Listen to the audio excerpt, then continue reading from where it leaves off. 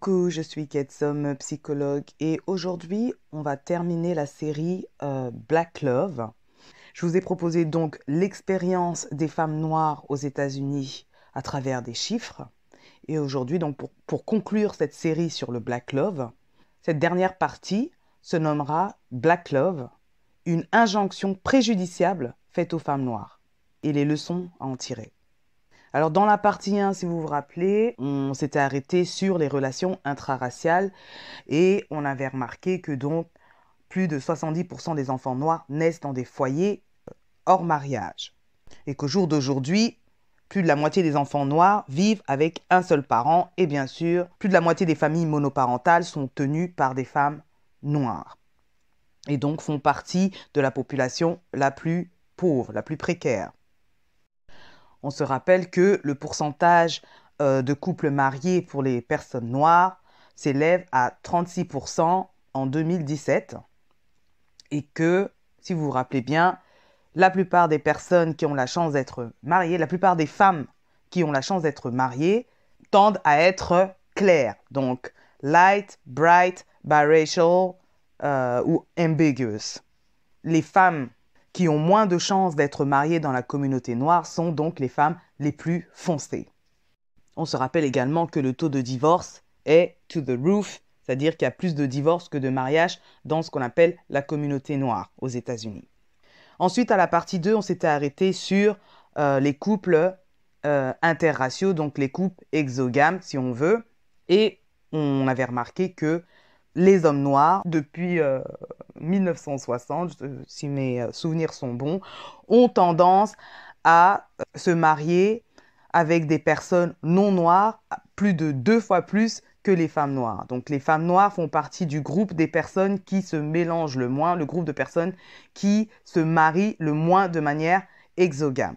Enfin, tous ces chiffres font partie d'un contexte aux États-Unis de white supremacy, si vous voulez, ou de discrimination raciale à souhait aux États-Unis. Je veux dire, c'est endémique à leur culture. Ce sont les bases de la construction du pays aux États-Unis. Dans un contexte où la mortalité est élevée chez les hommes noirs, où il y a incarcération massive des hommes noirs, surtout depuis la lutte contre la drogue sous Nixon, dans un contexte où les hommes noirs se marient de manière interraciale plus de 2 fois plus que les femmes noires, il y a ce qu'on appelle une dynamique asymétrique. C'est-à-dire qu'il y a une pénurie d'hommes noirs pour beaucoup trop de femmes noires.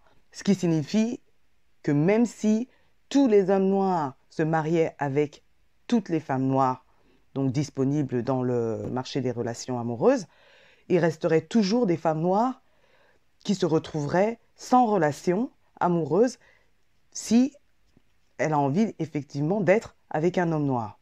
C'est-à-dire que les hommes noirs, étant moins nombreux pour les femmes noires, peuvent décider de ce qui va se passer dans la relation. Ils sont donc dans une relation de pouvoir dans les relations de couple ou dans les relations amoureuses.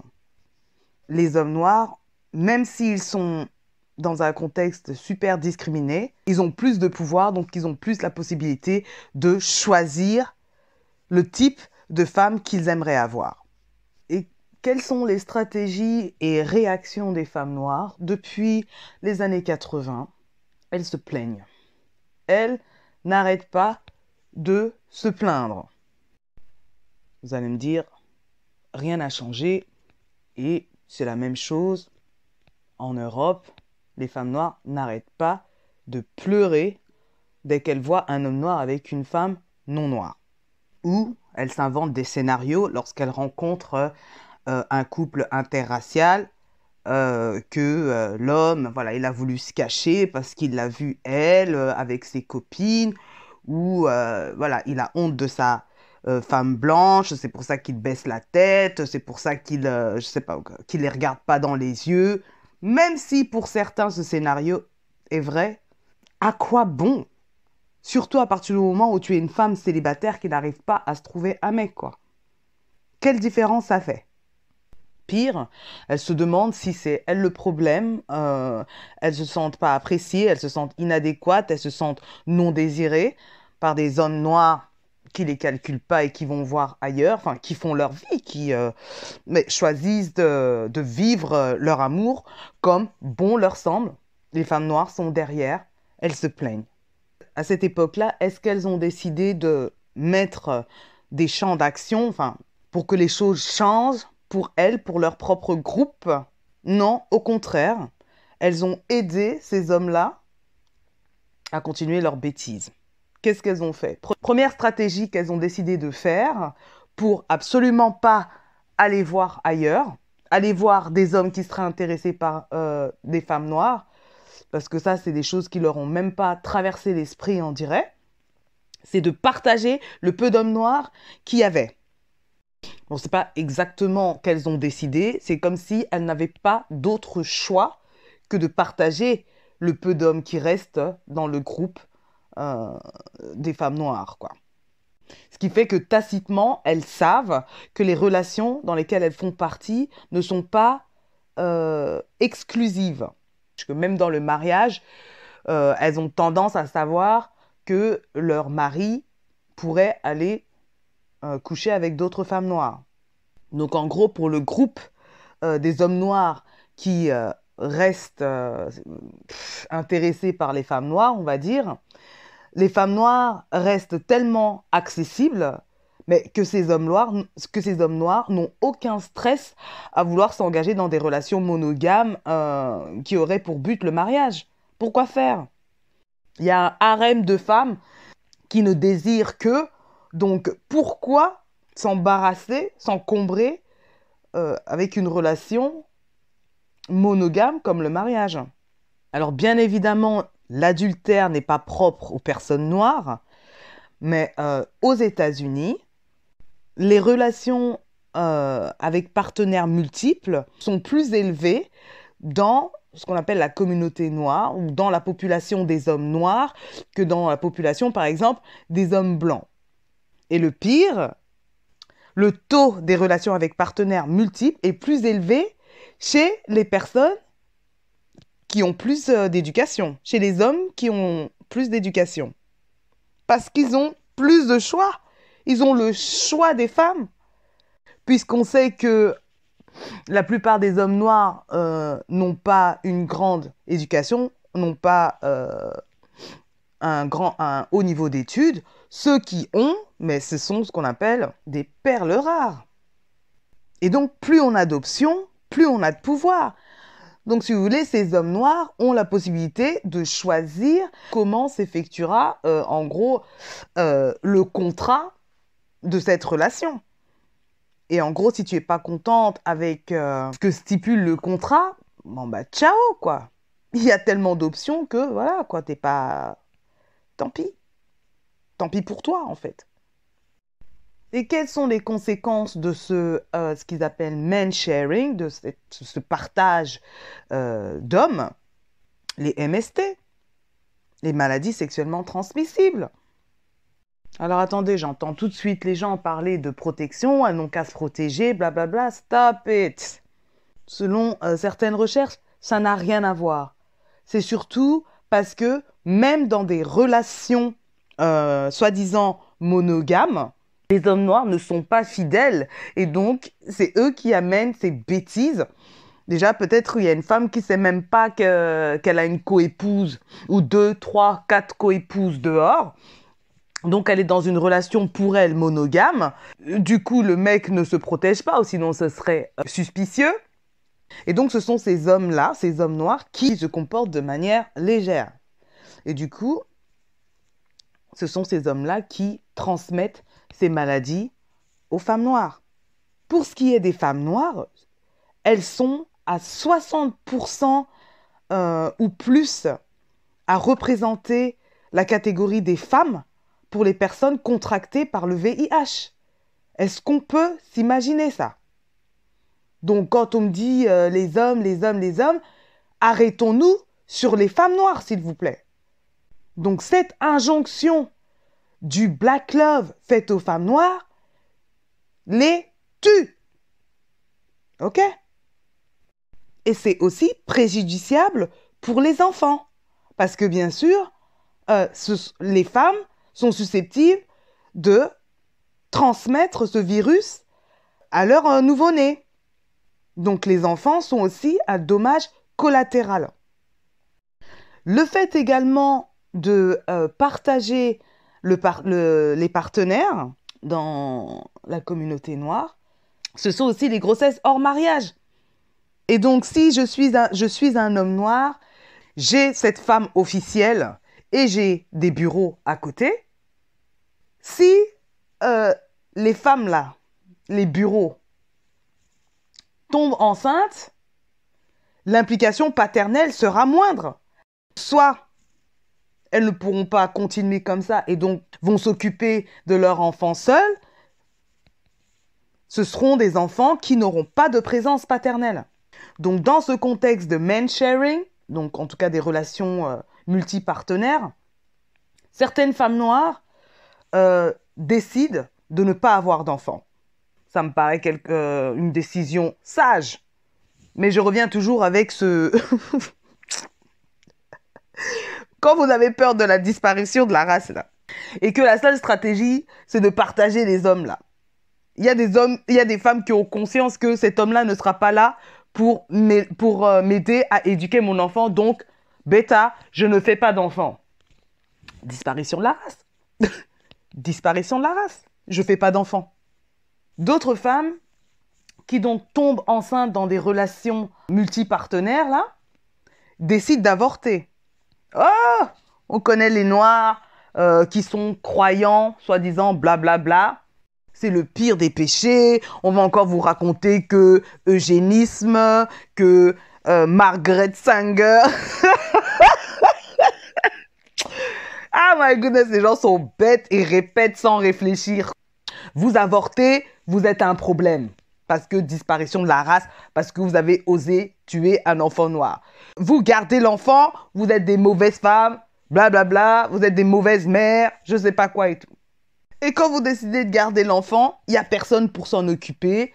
Et donc, cet enfant risque d'être précaire à tous les niveaux.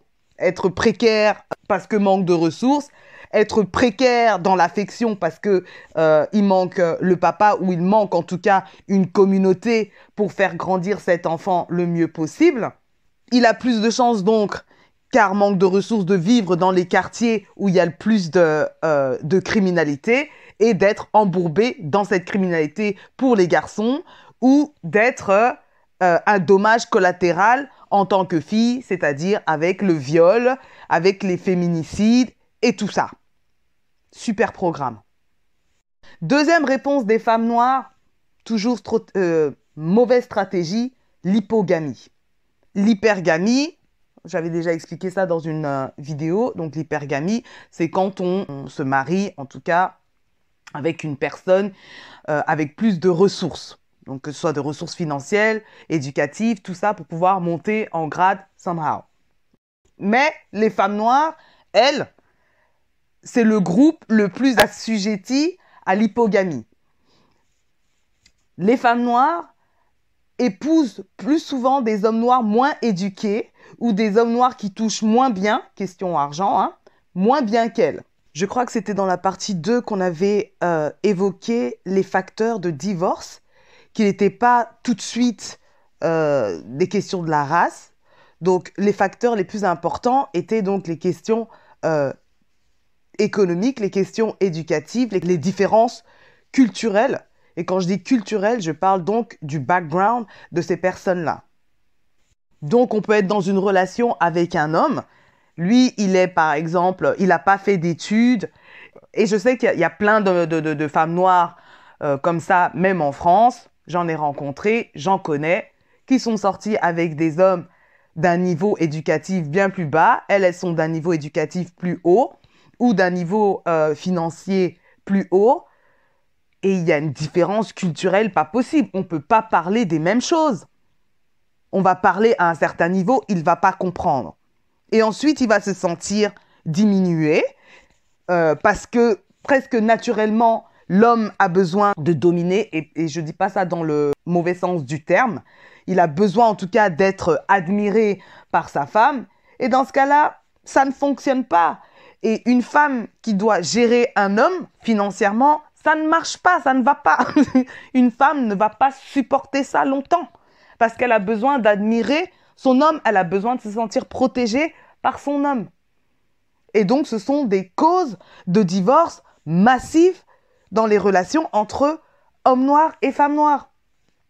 Une fois, je regardais une émission, franchement, large public sur YouTube.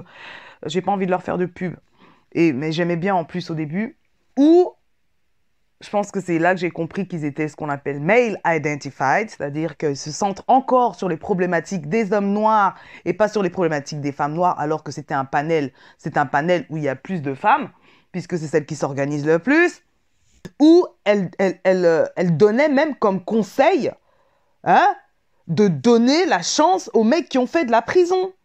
Donc, dans cette soi-disant communauté noire aux États-Unis, les gens passent leur temps à donner des conseils aux femmes noires pour qu'elles puissent se rabaisser au niveau le plus bas des hommes noirs, quoi. How is that working for you, comme on dit? Qu'est-ce que ça a donné jusqu'alors? Oui, certains hommes noirs sont tombés alors qu'ils étaient innocents, mais j'espère que vous avez conscience que la prison, ça change les gens. Déjà à l'intérieur. Mais à l'extérieur, quand tu sors, tu as moins de chances de trouver du travail, tu as moins de chances en tout cas de t'intégrer dans la société. Et c'est aux femmes noires de porter encore cette charge-là. Donc aux femmes noires de se mettre encore en danger. Est-ce que vous savez que les femmes noires sont le groupe de femmes qui expérimentent le plus les violences conjugales? Est-ce que vous savez que les femmes noires ont plus de 2 fois plus de chances d'être tuées par un homme que les femmes blanches, et de manière intra-raciale? Mais on n'en a rien à foutre des femmes noires, les femmes noires en premier, les femmes noires en premier. On n'en a rien à foutre des femmes noires. Jusqu'au jour d'aujourd'hui, la plupart des femmes noires vont crier « Nothing but a black man ». Elles vont crier qu'elles veulent leur black man. Quel genre? Quel genre? Tu penses à tes enfants? Tu penses à tes enfants? Une femme est censée protéger ses enfants. Et ça commence par l'homme que tu décides de faire entrer dans ta maison sacrée. Donc pour les femmes noires qui aiment pleurer à chaque fois qu'un homme noir décède là aux États-Unis, surtout s'il a été tué par un blanc, parce que quand il a été tué par un noir, on s'en fout. Je vous propose la page sur Facebook Black Femicide US. Allez voir comment tous les jours, il y a des femmes noires qui sont tuées par des hommes noirs. Tous les jours. Allez voir, comme vous aimez pleurer, hein, faire des grands textes à chaque fois qu'un homme noir médiatisé parce qu'il a été tué par un homme blanc. Vous aimez faire des grands discours, venir pleurer que vous n'en pouvez plus et tout, je sais pas quoi. Allez voir sur ce site-là, sur cette page Black Femicide, US, et vous allez voir comment les femmes noires meurent tous les jours, tuées par un homme noir. Et dans un contexte de colorisme, vous pensez que qui sont les femmes noires qui sont tuées le plus facilement? Qu'est-ce que vous pensez? Qui sont celles qui sont le plus violentées? Hein? Qui sont celles qui sont le plus violées? C'est à ces femmes-là qu'on demande loyauté raciale, à celles à qui on donne le moins. Est-ce que vous pouvez vous imaginer l'état psychologique des femmes noires aux États-Unis? Est-ce que vous pouvez? Mais on va revenir là-dessus un peu plus tard dans la vidéo. Je vais m'amuser à vous donner certains exemples que j'ai trouvés dans ce livre « Is Marriage for White People ?» Du coup, je vais traduire pour ceux qui ne gèrent pas l'anglais.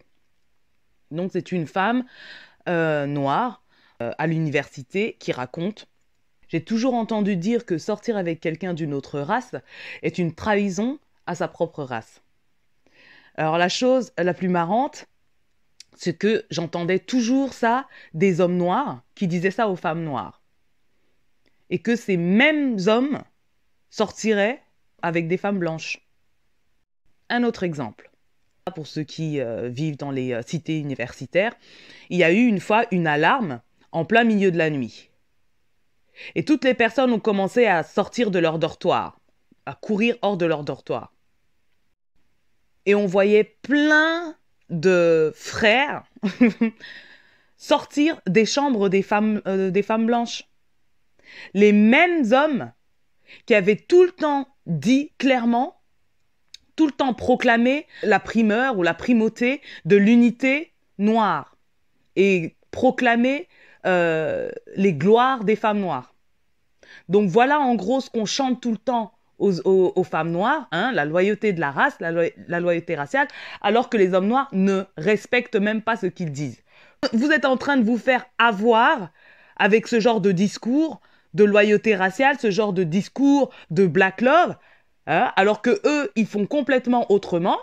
Et si ça marche pas, parce que c'est une stratégie de leur part, et elle n'est pas spécialement bien développée ni quoi que ce soit pour que les femmes noires ne comprennent pas. Elles ont juste envie de suivre les hommes noirs de manière aveugle.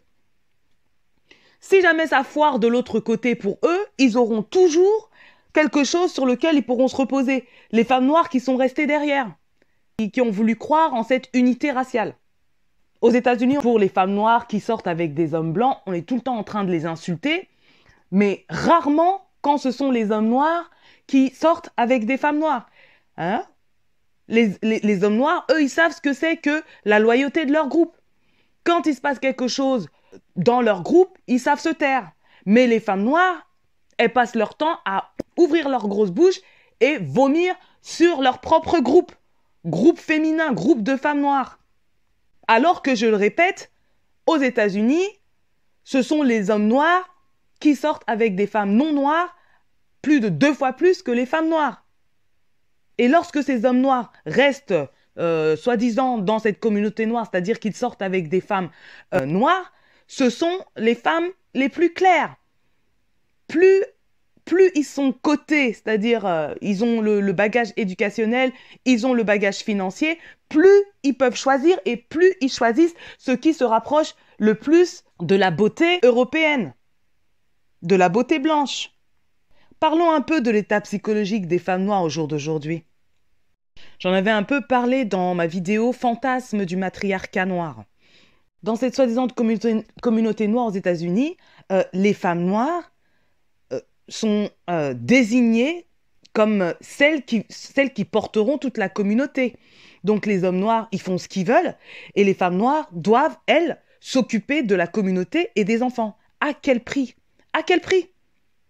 Se concentrer seulement sur les discriminations raciales faites aux hommes noirs, c'est déshumaniser les femmes noires. C'est comme si les femmes noires ne méritent pas de protection, que les femmes noires ne vivent aucune discrimination, aucune oppression, alors que dans notre intersectionnalité, on vit ça même dans cette communauté intra-raciale. Mais les femmes noires, hein, derrière le masque de la strong black woman, hein, c'est-à-dire qu'elles se comportent comme les seules guerrières en charge de maintenir les familles et les communautés, alors que porter fièrement sa cape de strong black woman, c'est nier la peine, la vulnérabilité et les souffrances des femmes noires. Dans ce passage que je vous mets là, il est écrit « Black women can experience and normalize a level of exhaustion, leaving them already worn out at age 35. » 35 ans, les femmes noires sont crevées, les femmes noires sont cassées à 35 ans parce qu'elles sont obligées de jouer les strong black women et de porter la communauté, de porter la famille seule. Pourquoi?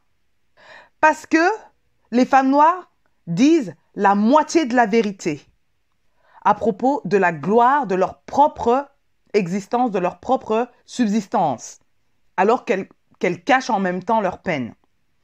Et donc c'est une doctrine qu'on apprend très tôt aux enfants noirs.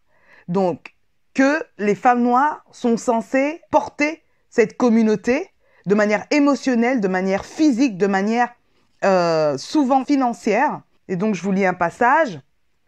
Angie, they always say you gotta be there for your family. And that's the worst thing. I tell my mama that. That's the worst thing you could teach a person. Why? And why you say a person? Is it that they teach the sons and the daughters that? Or is it that a daughter... Bref. Et ensuite, Angie qui répond, they teach their children that. And it's how we interpret it. They teach the son that you got to be there for each other.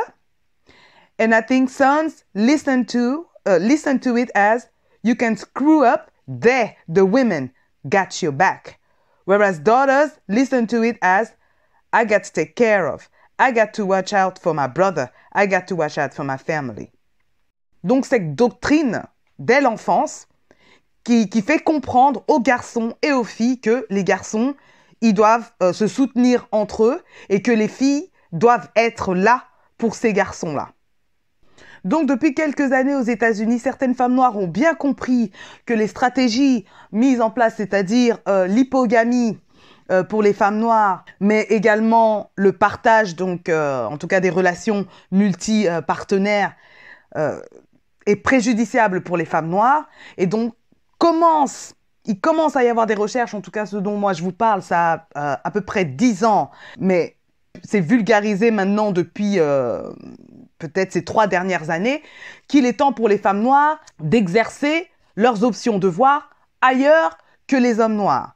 Et bien sûr, comme on est nous en France, et comme je dis toujours, suprématie de la culture noire américaine oblige, il faudra au moins 10 ans pour que les femmes noires en Europe occidentale, et en plus pour les femmes noires francophones, de comprendre ce message-là. Alors que, rappelons-nous, hein, on n'a rien à voir avec les Américains, mais les francophones adorent suivre les tendances américaines. Du coup, elles ont envie de suivre aussi les dysfonctionnements. Un autre passage que j'aime beaucoup. I think that black women have got to begin to think about what it means to them to be a woman. And what did it mean to their mothers? What does it mean in a larger culture? And then try to determine the path. Even if it's a lonely path, a path that leads to their own sort of self-fulfillment, no matter what that means. Again, it's about self-definition and self-confidence and self-esteem. Those things need to be determined by us and in our individual situations. Donc, elle dit bien qu'il est temps pour les femmes noires de commencer à penser à ce que signifie être une femme pour elles. Ce que ça signifiait pour leur mère, ce que ça signifie dans la culture plus large, hein, et donc pas simplement l'habitus, mais dans la culture du pays, on va dire, et essayer de choisir son chemin. Même si dans ce chemin, on se sent seul, tant que ce chemin mène à son propre épanouissement, à sa propre définition, à sa confiance en soi et à son estime de soi. C'est à nous de déterminer ces choses dans nos situations individuelles. Tout ça pour dire que, si on remet ça dans un contexte occidental francophone, les femmes noires devraient choisir leur partenaire comme bon leur semble, parce que c'est exactement ce que les hommes noirs font. Moi, j'ai aucun problème, perso, à ce que les hommes noirs aillent voir où ils veulent, qu'ils choisissent aussi leur destinée, s'ils ont envie d'être en vie d'une manière ou d'une autre. Je n'ai aucun problème avec une autre femme. Je n'ai aucun problème avec une femme qui va exercer toutes ses options pour obtenir le meilleur partenaire. Qu'elle soit blanche, qu'elle soit noire, qu'elle soit asiatique, qu'elle soit arabe, be happy. Moi, c'est tout ce que je peux souhaiter à une autre femme. Parce que les hommes, en général, et les hommes noirs, on n'a rien à faire de ce que certaines femmes peuvent penser. Si ils ont envie de choisir telle ou telle femme, ils le feront. Hein? Pour les hommes noirs, et je dis bien, je n'ai aucun problème avec ce qu'ils font. J'observe seulement. Que ce soit aux États-Unis ou ailleurs. S'ils veulent chercher leur femme russe, là, ils vont aller chercher leur femme russe. Qu'elle soit gold digger ou pas, ils vont aller chercher leur femme russe.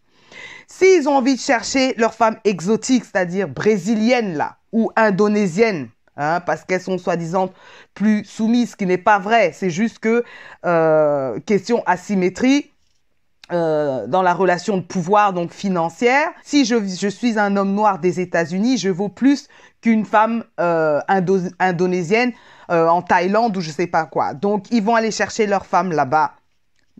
Tu vois, ils vont pas simplement chercher leur femme aux États-Unis, certains vont chercher abroad, donc ailleurs, dans un autre pays. Il y a des vidéos, chercher hommes noirs, vont chercher leur femme au Brésil. Les vidéos existent. En France, les hommes noirs qui vont faire leurs études ici ou qui viennent des pays africains, hein, Cameroun, on vous connaît. Quand vous avez réussi ici, si vous n'avez pas trouvé chaussures à votre pied, vous allez vous retourner au pays parce que vous savez que vous avez des tonnes d'options au pays. Et vous allez chercher votre femme là-bas alors qu'il y a des femmes noires ici. Pas de souci. J'observe. Je ne critique pas. Good for my sisters in Cameroon, par exemple. Il n'y a pas de souci qu'elles fassent ce qu'elles peuvent pour sortir de leur galère. J'ai aucun problème avec ça. Maintenant, pour les femmes noires qui vont chercher les hommes dans un autre pays, là, la dynamique ne sera pas la même dans une société à majorité patriarcale. La dynamique ne sera pas la même.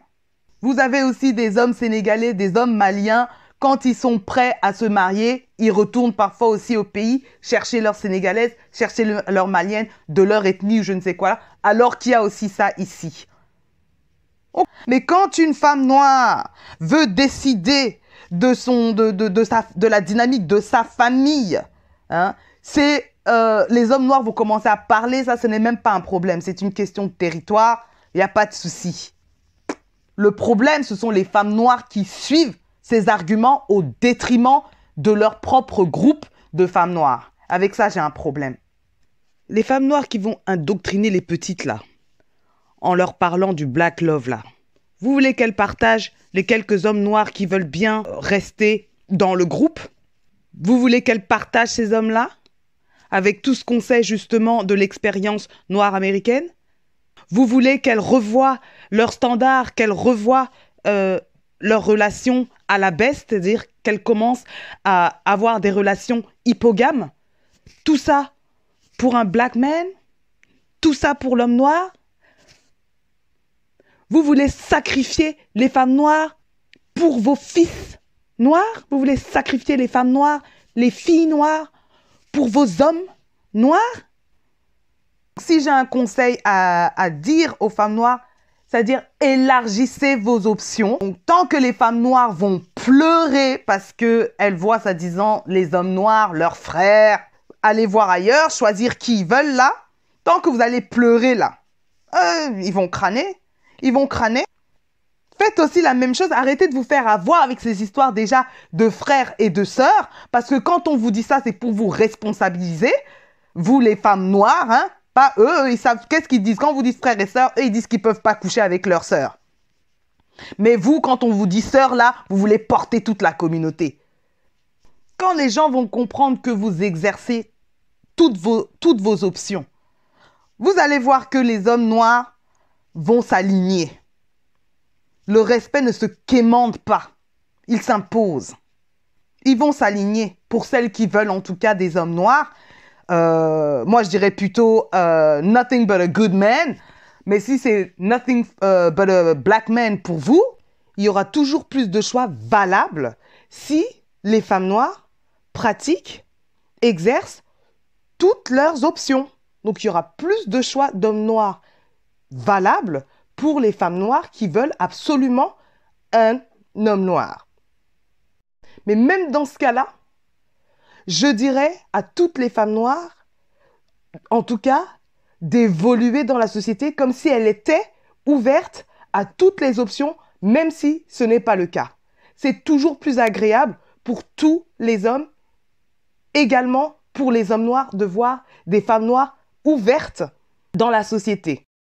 De plus, ça augmentera la désirabilité sociale des femmes noires et ça peut ouvrir des tas d'opportunités pour vous et également pour d'autres femmes noires. Donc, ouvrez votre front là. Arrêtez de fermer le front. Quand vous fermez le front, même les hommes noirs qui sont focalisés sur les femmes noires là, n'aiment pas ça. Détendez votre front là. Vous allez voir que dans la vie sociale, ce sera bien plus agréable.